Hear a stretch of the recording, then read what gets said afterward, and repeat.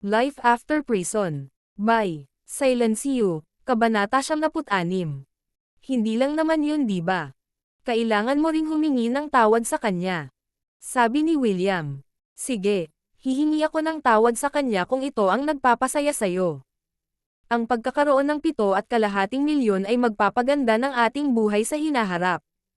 Hindi tulad noong mga nakaraang taon, hindi na ako magdadalawang isip bago bumili ng isang bagay. Walang pakialam na sabi ni Felicia. Mapait pa rin ang mukha ni Megan na nasa isang tabi. Pero, ayaw kong hugasan ang paa niya. Bakit ang tanga ko para tumaya sa kanya noon? Kalokohan. Sa sobrang galit ko ay hindi ko na inisip ang posibilidad na ibenta niya ang villa. Pagkasabi noon, may naisip na naman si Megan, at hindi niya maiwasang mapangiti. Pagkatapos ay hindi siya maaaring maging matagumpay. Nagtakda pa rin kami ng deadline para sa kanya, at pagdating sa mga usaping may kinalaman sa pagbebenta ng bahay, malabong maibenta niya ito sa loob ng 1 buwan. At saka, napakamahal din ng bahay, kaya may pagkakataon pa na hindi tayo matalo. Matapos marinig iyon ni William, pinaalalahanan siya nito. Alam mo ba kung anong klaseng bahay iyon? Ito ay isang simbolo ng katayuan tulad ng lahat ng iba pang mga bahay doon. Maaaring hindi ganoon kadaling ibenta ang mga ordinaryong bahay, ngunit ang mga bahay doon ay mataas ang demand. Kapag nakalista na ito para sa pagbebenta, alam ng Diyos kung gaano karaming mga tao ang mag-aagawan upang makuha ang kanilang mga kamay dito. Baka sumali pa ang lola mo sa mahabang listahan ng mga mamimili. Hindi man lang aabot ng 1 buwan. Binibigyan ko ito ng 2 o 3 araw ng higit pa. Hanggat ang bahay ay nakalista para sa pagbebenta, ito ay tiyak na ibebenta. Ibig sabihin ba nito ay tiyak na matatalo na ako? Mukhang nanlumos si Megan. May oras pa ba para bumalik ako sa sinabi ko? Kung may lumabas na balita na naghugas ako ng paa ng isang haltak, pagtatawanan ako ng lahat ng kaibigan ko.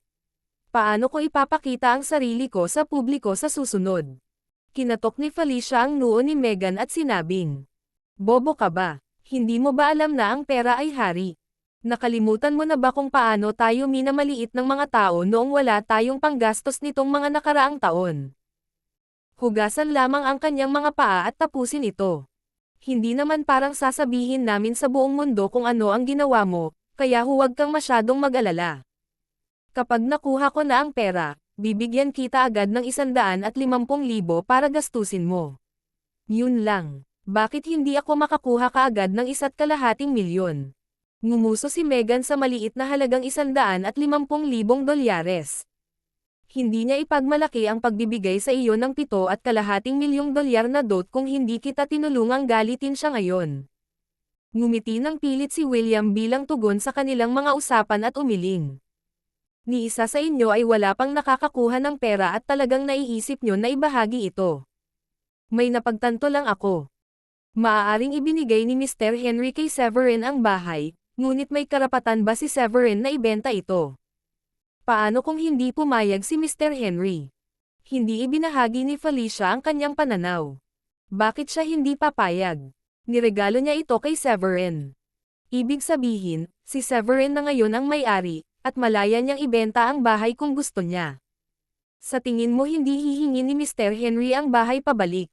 Ang Longhorns ay isang first-tier na pamilya na may saganang pera. Nakakahiya sa kanila na hilingin na ibalik ang bahay. Hindi man natutuwa si Mr. Henry na makitang ibinenta ito ni Severin, ang tanging magagawa niya ay itago ito sa kanyang sarili.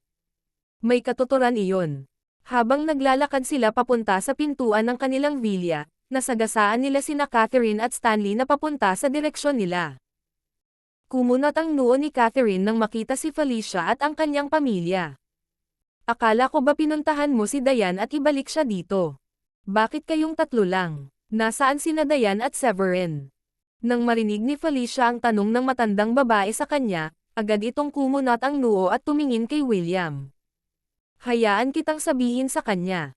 Napaawang ng ilang beses ang mga labi ni William. Nagtataka kung bakit parang napakaamo ni Felicia na kadalasan ay napakatigas ng ulo. Ngumiti siya ng alanganin. Diane. Siya. Hindi na daw siya babalik maliban na lang kung ikaw ang mismo ang sumando sa kanya. Awkward na inangat ni Felicia ang ulo at ngumiti habang dagdag. Bukod pa riyan, sinabi rin niya na gusto niyang humingi ka ng tawad sa kanya bago siya bumalik sa pamilya. Gusto niyang sunduin ko siya. At humihingi ako ng tawad sa kanya. Matapos marinig iyon, galit na itinulak ni Catherine ang sakli sa kanyang kamay sa lupa. Mukhang kailangan kong magmakaawa sa kanya na bumalik siya dito. Sino siya sa tingin niya? Dapat siyang magpasalamat na wala akong pinanghahawakang anumang laban sa kanya sa panganganak sa bastos na batang iyon. Gusto niya ba talagang humingi ng tawad sa kanya ang isang matandang tulad ko? Well, kaya niyang mangarap. Walang hiya talaga si Diane. Wika ni Stanley. Huwag mo siyang pansinin, Grandma. Hayaan mo siya kung natutuwa siyang tumira sa masamang bahay na iyon kasama si Severin. Sa tingin ko isa siyang lihim na masokista. Isipin mo, sino ang gustong mamuhay ng mahirap kapag may pagkakataon kang magkaroon ng magandang buhay? Tuwang-tuwa si Stanley sa narinig. Nag-alala siya na baka bumalik si Diane at makipag-agawan sa kanya para sa ari-arian ng pamilya, kaya nakaluwag na mas gusto ni Diane na mamuhay ng may kahihiyan. Life After Prison, Kabanata 77. Kinailangan ni Stanley na magsagawa ng gabundok na pagsisikap na agawin ang posisyon ng General Manager mula kay Diane ilang taon na ang nakararaan, at kahit noon pa man, ang kanyang mga pagsisikap ay higit na pinalakas ng insidenteng kinasasangkutan ni Diane. Hindi gaanong naging maayos ang negosyo sa mga unang taon niya matapos kunin ang kumpanya ng pamilya Shanahan, ngunit kumikita pa rin ito dahil sa perpektong sistemang ipinatupad ni Diane. Sa nakalipas na 2 taon, gayunpaman, ang kanyang kawalan ng kakayahan ay unti-unting umuusbong. Iyon, pati na rin ang mababang mga kasanayan sa pagtanggap, ang humantong sa kumpanya na magdusa ng mga pagkalugi sa nakalipas na 2 taon. Kung sakaling bumalik si Diane at hilingin sa kanya ni Catherine na tumulong sa kumpanya, tiyak na malalaman ang mga problemang bumabagabag sa kumpanya. Sa panahong iyon, maaaring hindi na posible na itago ang ilang mga bagay mula sa matandang babae, at tatayo si Stanley upang mawala ang kanyang posisyon. Kaya naman ang kay-abangan ni Diane ang gusto niya. Nang marinig ni William ang sinabi ni Stanley tungkol sa kanyang anak na babae, ang kanyang mukha ay umasim at sinabi niya, "Ang aking anak ay hindi masyadong mahirap ngayon, Stanley. Ang villa na tinitirhan niya ngayon ay mas mataas kaysa sa atin. Ang mga townhouse villa na pagmamay-ari natin ay nagkakahalaga ng mga 7 hanggang 800,000, habang siya ay nananatili sa isang malaking hiwalay na villa. Paano nga ba ito posible? Nagyayabang ka lang, Tito William." Nakangiting tanong ni Stanley. "Nagsasabi ka ba ng totoo, William? May pera ba si Severin para makabili ng villa?" Kumunat ang noo ni Catherine at nagtanong nang marinig iyon. Bilang tugon, sinabi ni William, "Hindi binili ni Severin. Ibinigay sa kanya ni Mr. Henry ang villa na iyon, at ito ay matatagpuan sa Dragon Lake Vista." Dragon Lake Vista. Narinig ni Catherine na ito ay ang Dragon Lake Vista Villa area at agad na napabuntong hininga. Ang mga villa doon ay hindi mura, at gayon pa man si Mr. Henry ay higit na handang iregalo ang ganoong uri ng lugar kay Severin. Nangangahulugan ito na may higit pa sa kanilang relasyon kaysa sa nakikita sa unang tingin. Hindi pwede yon. Ang isang unit doon ay nagkakahalaga ng mas mataas ng 10 milyon. Anong uri ng relasyon mayroon si Severin kay Mr. Henry? Nagulat din si Stanley. Ang bawat tao ay nag-iisip na hayaan si Diane na pakasalan si Edward upang posible na magamit ang kanilang relasyon sa Horsfield. Ang anumang pakikipagtulungan ay magiging lubhang kapaki-pakinabang sa mga Shanahan sa hinaharap. Gayunpaman, mas mabuti kung umasa sila kay Severin upang mapagtagumpayan ang pamilya Longhorn. Pagkatapos ng lahat, ang Horsfield ay isang second-tier na pamilya lamang, habang ang Longhorn ay isang first-tier na pamilya. Napangiti si Felicia.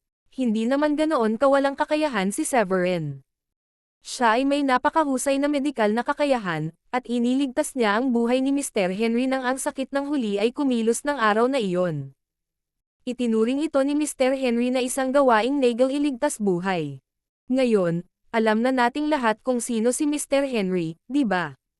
Ang kanyang buhay ay mahalaga, At upang ipakita ang kanyang pasasalamat, binigyan niya si Severin sa isang pagkain at ibinigay kay Severin ang Villa na iyon bilang regalo. Nakita ko, ito ay isang tanda ng pagpapahalaga sa pagliligtas sa kanyang buhay. Matapos marinig iyon, tumanggo si Catherine at pinag-isipan ito saglit bago muling nagsalita.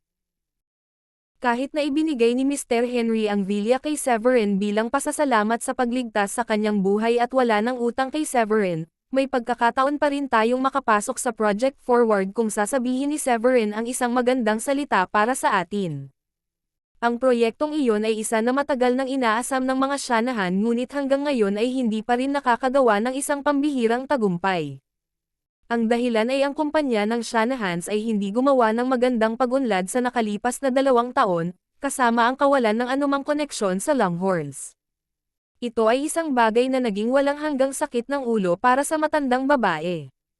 Kapag nakuha na ang karapatang makakuha ng kota ng proyekto, maninindigan silang makakuha ng pangmatagalang benepisyo. Ang lahat ay maasahin sa mabuti tungkol sa proyektong iyon dahil maaaring balang araw ay maaayon ito sa mga internasyonal na pamantayan sa hinaharap. Nang makita ni Stanley ang pag-aalinlangan ng kanyang lola, nagpanik siya at agad na sinabi, "Grandma, hihingi ka ba ng tawad sa kanya kahit ganyan ang ugali niya? Ikaw ang matanda sa amin, at mas bata siya sa iyo. Higit sa lahat, siya ang nagkamali noon.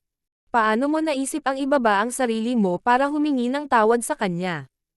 Life After Prison, Kabanata 78. Napagtanto ni Catherine na magpapakatanga siya kapag itinuro iyon ni Stanley, ngunit nang maisip niya ang mga benepisyong makukuha nila sa proyekto, muli siyang kumunat ang noo at sinabi kay Stanley, "Kung gayon, mayroon ka bang mas mahusay na solusyon?" Ako. Nagnganga ang ngipin ni Stanley at sinabing, "Huwag kang mag-alala, ipinapangako ko na gagawa ako ng paraan para makaharap si Charmaine. Kung makakasama ko ang panganay na anak ng mga Longhorn, hindi ba mas madaling humingi ng kota ng proyekto o isang bagay na katulad niyan?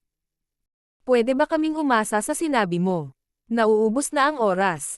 Tanong ni William, alam niyang nag-aalala si Stanley sa posisyon niya na maaga ni Diane. "Siyempre, Tito William. Huwag mong maliitin ang kakayahan ko. Bigyan mo ako ng 1 linggo at gagawin ko ito para masigurado." Tinapik ni Stanley ang kanyang dibdib at tiniyak sa kanila. Wala nang ibang masabi si William kay Stanley matapos magbigay ng katiyakan ang huli, ngunit lumingon siya sa kanyang ina at sinabing, "Nanay, napagtanto mo na ba na medyo lumampas ka sa linya 5 taon na ang nakakaraan?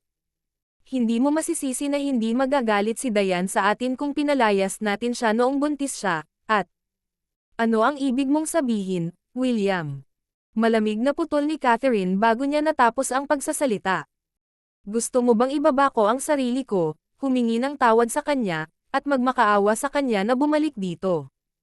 Nang makita ni William na galit ang matandang babae ay agad niyang sinabi, Hindi. Hindi iyon ang ibig kong sabihin. Hindi nararapat na hilingin niya sa iyo na humingi ng tawad sa kanya." Tumigil siya saglit at saka nagpatuloy. "Kung ano ang ibig kong sabihin, hindi na natin kailangang gawing mas awkward pa ang relasyon natin sa kanya ngayon kaysa noon, di ba? Paano kung mabaigo si Stanley? Hindi natin maaaring iwanan ang isang pagpipilian at iwanan ang ating sarili na walang puwang upang maniobra." Naramdaman ng matandang babae na may katuturan ang paalala ni William kaya hindi niya naiwasang sumimangot. "Kung mas magandang mungkahi, ngayon na ang oras para sabihin sa amin," sabi ni William. "Nanay, ang bagay ay, sinabi ni Diane na hindi siya magdaramdam sa ginawa natin sa kanya sa lahat ng mga nakaraang taon noon, at ngayong napatawad na natin siya. Ayaw lang niyang bumalik dito sa atin. Kasal na raw siya kay Severin at mula ngayon ay titira na siya roon. Kung babalik sila rito, magiging nakikitirang manugang si Severin, at nag-aalala siyang hindi ito matutuwa ni Severin." Humakbang si Felicia. "Oo, iyon nga ang sinabi niya. Sinabi rin niya sa amin na babalik siya paminsan-minsan, at mananatili sa atin ng ilang araw. Hindi na ito magiging katulad ng dati. Kung ipipilit natin na bumalik siya, kailangan mong humingi ng tawad sa kanya at ibalik siya." Tumanggaw si Catherine. Hinding-hindi ko siya sasanduan o hihingi ng tawad sa kanya. Dahil sinabi niyang kasal na siya, maaari siyang tumira sa kanyang asawa kung iyon ang gusto niya. Ngunit ang kanyang kasal ay ginawa sa isang hindi magandang paraan na ito ay lubos na kaiya-hiya. Hindi kailanman pinayagan ng mga Shanahan ang sinumang babae sa ating pamilya na magkaroon ng ganoong kasal. Sabi ni Felicia. Nanay, galit din ako noon, at hindi man lang kami tinulungan ni Severin para kumbansihin si Diane. Sinuportahan pa niya ang desisyon niya. Nakipagtalo ako sa kanya, at sinabi niyang babayaran niya si Diane sa pamamagitan ng pagbibigay sa kanya ng maayos at engranding na kasal. Sinabi pa niya na bibigyan niya kami ng dote na $7.5 milyong sa loob ng isang buwan para lang mapatunayan sa amin na tama si Diane na makasama siya. Isang dote na $7.5 milyong. Kaya ba niyang gumawa ng pera? Matapos marinig ito ng matandang babae, hindi niya maiwasang mapangiti. Sa tingin mo kaya mo akong lokohin? Ang $7.5 milyon, kasama ang isang engranding kasal, ay isang malaking halaga ng pera. Tama. Iyon din ang naisip ko. Hindi man lang siya mukhang malayo na kayang gumawa ng pera, kaya kinu-question namin na may balak siyang ibenta ang villa. Dapat niyang gawin ang lahat ng gusto niya dito dahil ibinigay ito ni Mr. Henry sa kanya. Agad na sabi ni Felicia. Huwag mong hayaang ibenta niya ang bahay na iyon. Nang marinig iyon, umasim ang mukha ng matandang babae. Kahit anuman ang mangyari, huwag mo siyang hayaang ipagbili ang bahay niya. Naiintindihan mo ba? Life After Prison, Kabanata 79. Agad na natarante si Felicia nang marinig na hindi papayag ang ibenta si Severin ng bahay. Ang $7.5 milyong na dote ay ang tanging bagay na kanyang inaasam-asam. Pagkatapos ng lahat, ang pera ay lahat ng kanya kung ibinigay ito sa kanya ni Severin, at hindi niya ito kukunin para sa anumang bagay. Pagdating ng oras, maaari niya itong gugulin kahit na gusto niya. Tulad ng para sa proyekto ng Liberty City, wala siyang pakialam tungkol sa pagtatatag ng magandang relasyon sa pamilya Longhorn. Gaano man kalaki ang naitulong niyang pera sa mga Shanahan, hindi ito mahuhulog sa kanyang bulsa. Seryosong sinabi ni Catherine. Uulitin ko, hindi niya pwedeng ibenta ang bahay. Binigyan lang siya ni Henry, at kahit na pag-aari niya talaga ito ngayon, ang pagbebenta nito ay parang sampal sa mukha ni Henry. Sa tingin mo ba papayag siya na bigyan tayo ng kota para sa Liberty City kung hindi siya masaya? Napakunot naman ang noo ni William nang marinig iyon. Tama ka, kailangan nating umasa kay Severin kung mabaigo si Stanley, ngunit kung ibenta ni Severin ang bahay, kung gayon ang anumang pag-asa na natitira sa atin ay wala na. Kaya nga kailangan mo siyang hikayatin na huwag ibenta ang bahay. Mariing dagdag ni Catherine. Okay, naiintindihan ko. Bagamat masama ang loob ni Felicia, tumango lang siya at sumangayon. Matapos itong pag-isipang muli, nagpatuloy ang matandang babae. Kung tungkol sa paghingi ko ng tawad kay Diane, iyon ay ganap na wala sa tanong. Dahil nagpasya siyang pakasalan si Severin, hayaan ang kanyang buhay bilang isang babaeng may asawa. Hihihi, sa tingin ko mas nagiging mayabang siya simula nung lumipat sa Dragon Lake Vista. Hindi na niya tayo sineryoso. Tumigil siya saglit bago nagpatuloy. Gayunpaman, maaari mong sabihin sa kanya na hinayaan na nating lumipas ang mga nakaraan, at malugod na tinatanggap natin siya ngayon na dalhin sina Severin at Celine upang bisitahin kami kapag may oras siya. Kailangang gumaan ng kaunti ang relasyon natin sa kanya. Sino ang nakakaalam, baka magamit pa natin si Severin para magkaroon ng magandang relasyon kay Henry sa hinaharap. Sige. Ngumiti si Felicia ng kakaiba, pakiramdam niya na walang magawa sa kanyang puso. Huling humarap si Catherine kay Stanley at sinabing, bibigyan kita ng 1 linggo, Stanley. Kung hindi mo pa rin masisiguro ang pagkakataong iyon para sa atin noon, wala kaming pagpipilian kundi humingi ng tulong kay Severin. Huwag kang mag-alala, Grandma. Sisiguruhin kong ako na ang bahala. Tiniyak ni Stanley sa kabila ng hindi masyadong optimistiko tungkol sa kanyang mga pagkakataon. Dinala ni Severin sina Celine at Diane upang magpalipos ng isang masayang hapon sa amusement park, at hinatid lamang niya sila pauwi noong matapos silang maglaro. Sa sandaling iyon, ang mga magulang ni Patrick ay pumunta sa pamilya ng Stones. Ang ama ni Patrick, si Cecil, ay nagsabi sa pinuno ng pamilyang Stone. Victor, Kailangan mong makuha ang hustisya para sa anak ko. Alam mo naman na nag-iisa ko lang siyang anak, pero ngayon ay nabaog na siya. Ito na ba ang magiging katapusan ng bloodline ng pamilya Reese? Si Victor, ang pinuno ng mga Stones, ay ganoon din ang galit. Huwag kang mag-alala, Cecil. Tinitiyak ko sa iyo na hindi ko na lang papansinin ang bagay na ito simula nang nangyari ito sa restaurant namin. Tsaka magkakamag-anak tayong lahat dito.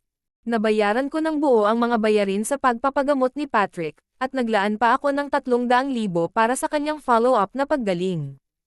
Wala nang ibang magawa si Victor. Kung tutuusin, sobrang sama ng loob niya kay Patrick matapos ma-accident ang binata sa kanilang restaurant, at ang tanging paraan lamang niya ay makabawi gamit ang pera. Nagsalita ang nanay ni Patrick. Victor, wala nang silbi ang pagkalalaki ng anak ko ngayon. Kahit gaano pa kalaki ang babayaran mo para sa kanyang pagpapagaling, wala nang silbi ang lahat. Hindi naman siya makakapagpalaki ng isa pang set. Sinong gumawa nito? Gusto kong bayaran ng salarin ang presyo. Gusto kong pagsisihan niya ang lahat ng ginawa niya, at gusto kong maging baog din siya. Kumunot ang noo ni Victor, lumingon kay Jada na nasa tabi lang niya, at nagtanong. Anong nangyari kagabi, Jada? Bakit may nangyaring ganito sa pinsan mo sa restaurant natin? Akala ko ba nag-hire ng mga manlalaban sa partikular na brand na iyon? Oo, Jada. Sabihin sa amin kung ano ang nangyari. Maayos pa ang anak ko kahapon ng umaga. Paano siya napunta sa ganito ng bigla-bigla? Muling humagulgol ang ina ni Patrick. Life after prison, Kabanata 100. Sinabi ni Jada. Lahat ng ito ay gawa ni Severin. Kahapon lang ay pinahinto ng security sa labas ang tarangkahan kanyang Chevy, at hindi kami makadaan dahil doon. Umakyat ako at nakipagtalo sa kanya, ngunit napakayabang niya sa amin at nagkaroon kami ng digmaan ng mga salita. Dahil hindi niya masabi sa kanila ang buong katotohanan, binaluktot niya ng kaunti ang kwento. Tapos, kagabi, dinala ni Severin ang pamilya niya sa restaurant natin para kumain. Sariwa pa sa aming isipan ang pangyayari kanina, at napagpasyahan naming turuan siya ng leksyon sa pamamagitan ng pagpapalam kay Patrick na asarin ang kanyang asawa. Hindi namin inaasahan na gagantay siya ng ganito karahas. At ang masaklap pa, wala ni isa sa mga upahang manlalaban sa restaurant natin ang katapat ni Severin. Severin. Sino ang lalaking Severin na ito? Hindi ko akalain na magiging ganito siya kalupit. Pipalayan ko siya at ipaghihiganti ko ang anak ko. Galit na galit si Cecil na nagngangalit ang mga ngipin sa galit at hinihiling na sana ay paghihiwa-hiwalayin na lang niya si Severin. Ang lalaking Severin na iyon ay nananatili ngayon sa isa sa mga villa dito. Sabi ni Jada. Narinig mo ba yon, Victor? Dito nakatira ang anak ng asong iyon. Kailangan mo kaming tulungang makaganti sa kanya. Magpadala ng isang tao doon ngayon upang putulin ang winner ng batang iyon. Gusto kong baliin din nila ang kanyang mga paa para tuluyan na siyang mabaldado at mamuhay sa isang buhay na impyerno. Oh, at pagkatapos ay nariyan din ang kanyang asawa. Gusto kong bugbugin siya ng husto anupat ang buong pamilya ay mapipilitang magdusa. Ang ina ni Patrick, si Prunella Pierce, ay nagngangalit ng kanyang mga ngipin na may kasamaan sa kanyang mga mata. Gayunpaman, sinabi ni Victor. Hindi natin pwedeng madaliin ang bagay na ito at maging pabigla-bigla, Prunella. Marahil ay may higit pa sa kanya kaysa sa inaasahan natin dahil siya ay nananatili sa lugar ng villa na ito. Pagkasabi nun ay tinanong niya ulit si Jada. Ang dami mong alam sa taong ito na si Severin. Wala akong natatandaang may mga Severin dito. Ang villa na iyon ay ibinigay sa kanya ni Mr. Henry. Diretsyong sabi ni Jada. Henry. Napabuntong hininga sina Victor, Prunella, at lahat ng marinig iyon. Ang mga Longhorn ay isang pamilya na ang mga third-tier na pamilya na tulad nila ay hindi maglalakas loob na masaktan. Ano ang nangyayari? Ano ang kinalaman nito sa mga Longhorn? Malungkot din ang mukha ni Cecil. Kung si Severin pala ay may makapangyarihang background, malamang na hindi sila makakatulong sa paghihiganti sa kanilang anak. Nakakatawa. Bakit ibibigay ni Henry ang kanyang villa kay Severin? Hindi naman pwedeng ganoon kaganda ang relasyon nila, di ba? Kung si Severin ay kamag-anak ng pamilyang Longhorn o katulad nito, Paano natin ipaghihiganti ang ating anak? Nagsimulang tumulo ang luha ni Prunella nang mapagtanto niya ang paghihiganting iyon ay maaaring isa lamang pangarap na hindi maabot. Natahimik sandali si Jada bago nagsalita. Nagtataka din ako katulad ninyong lahat, pero nagpadala na ako ng isang tao para mag-imbestiga. May kakayahang medikal pala si Severin, at binigay sa kanya ni Mr. Henry ang villian na iyon pagkatapos pagalingin ang matanda. Nang marinig iyon ni Victor, malamig siyang ngumiti at sinabing, "Doktor siya, kung ganoon." Napakaswerte niya nang mapagaling niya ang sakit ni Mr. Henry at binigyan siya ng vilya bilang kapalit. Dahil ibinigay sa kanya ni Mr. Henry ang vilya bilang kabayaran, sa pagpapagaling sa kanya, ibig sabihin ay wala ng utang sa pagitan nila. Sa kasong iyon, maaari akong pumunta sa open siba laban sa pamilya ni Severin para sa pananakit sa isa sa aking mga kamag-anak ng walang magandang dahilan. Sa tingin ko, hindi pipiliin ng mga Longhorn na makipag-away sa ating pamilya para lang sa isang doktor na wala na silang utang na loob. Nagningning ang mga mata ni Prunella matapos marinig iyon. Natutuwa akong ganyan ang iniisip mo, Victor. Gusto kong mamatay si Severin, at hindi dapat payag ang mamuhay ng masayang buhay ang kanyang asawa o ang kanyang pamilya.